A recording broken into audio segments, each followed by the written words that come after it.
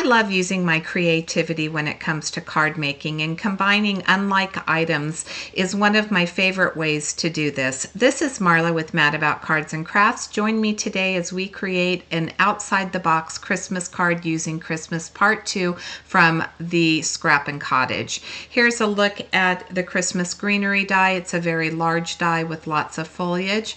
I also have a pierced rectangle set. They do come on that magnetic sheet, which is fabulous. I'll be using one of the mid-size rectangles. And finally, I have the Polar Bear Trio and Igloo, which comes with the Igloo, 3 polar bears, the North Pole sign, and then a little bit of snow for the bottom. Thinking outside the box, I decided to use the Greenery with this polar bear die. I did assemble and color the polar bear die off screen to save a little bit of time, but here is where the charm comes in. I have left the caps up on the screen for the Copic markers that I'm using. I'm doing some very simple Copic marker coloring using the Christmas Greenery and some white cardstock. So I used my die to cut out the images, and then I've placed them over a Cricut cutting mat or an equivalent to that, which is going to hold my pieces in place.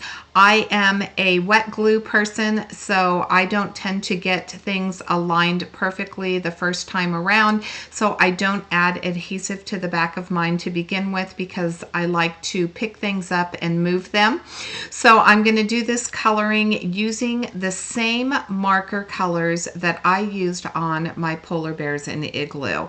This is where I'm going outside the box because foliage is not what you would expect to pair with a polar bear and Igloo scene. Using the same Copic markers that I used for the Polar Bear Trio is going to allow this to incorporate seamlessly into my card. Because the Polar Bear Trio is a smaller cluster of dies, it's going to allow me to create an interest around the outside edge of it. The colors will tie everything together, and this card will be seamless.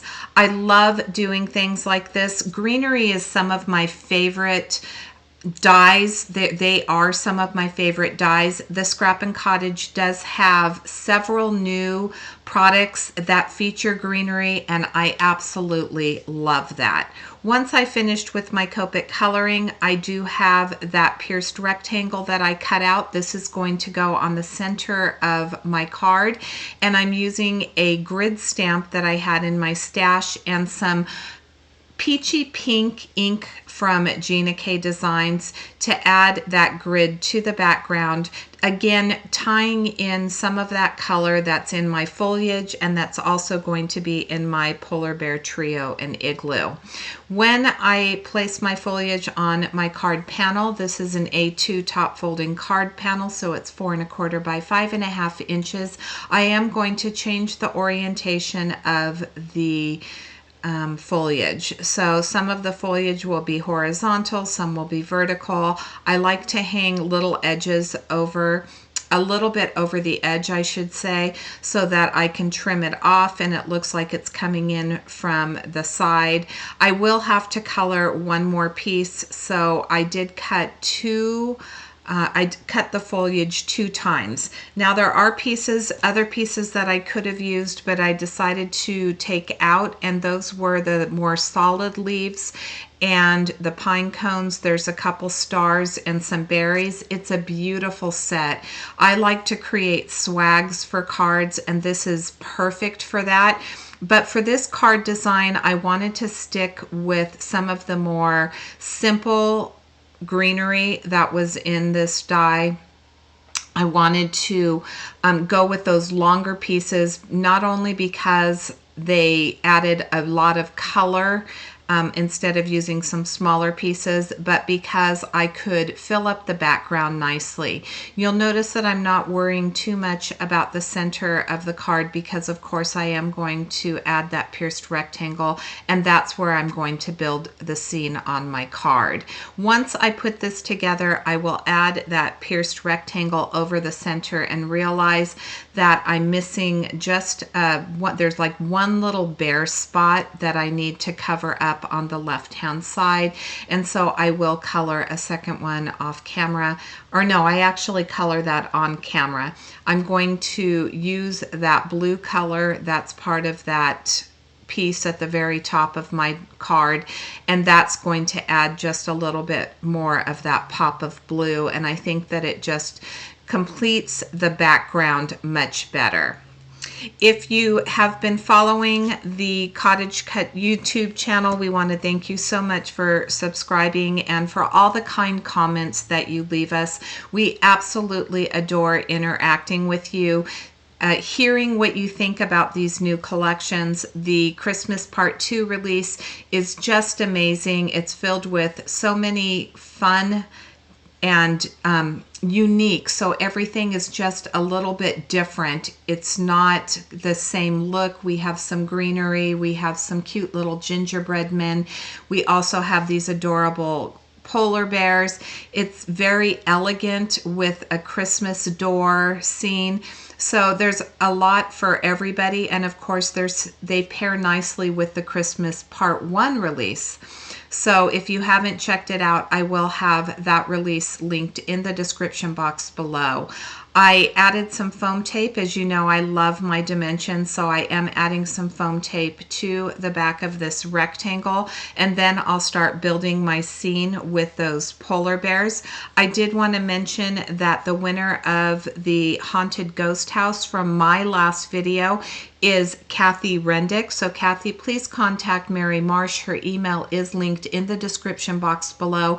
She will make sure that you get your die as soon as possible. If you would like to win this polar bear trio with Igloo, you can win that. All you need to do is be a subscriber to our channel. Make sure that you like this video, and of course leave a comment. I used the pierced rectangle to cut a piece of white cardstock, and then I cut it into a hill. I just freehanded it, and I decided that I really didn't want the hill to show, so I covered it up with that Igloo. So it could have actually been just a shorter piece of white cardstock, but I did cover it up with the Igloo. For the Igloo, I did use some of those bee markers to accentuate each of the cubes that would put together that Igloo. I'm adding the snow to the bottom, and I added the cute polar bear to the top. Now I changed the orientation from the front of the packaging of the hats, so they are just a little bit different. They are interchangeable, in case you're wondering. I colored up my North Pole sign. I didn't use my black pen to highlight the word North Pole. It does come with the embossing in the die, so I just left that as is. And once I get my final bear attached to my card, I am going to add a little bit of snow to add a little sparkle and shine. For the bears on the left and the right, because that rectangle is popped up, it's important to remember that you are going to need foam tape behind those two bears as they overhang onto that rectangle. So on the left and the right sides of those polar bears, respectively, I did add foam tape to make sure that they were balanced onto the card. This is a sentiment from my stash that says Happy Holidays. I used that same pink ink that I used for the grid pattern on the back of that pierced rectangle. You can see the beautiful dimension, but here is where I wanted to add that little bit of snow. This is from Nuvo. I think it's called Snowfall. I'm squeezing this bottle very tightly because I am at the last of this. I have had this for a couple of years. It's time for a new bottle.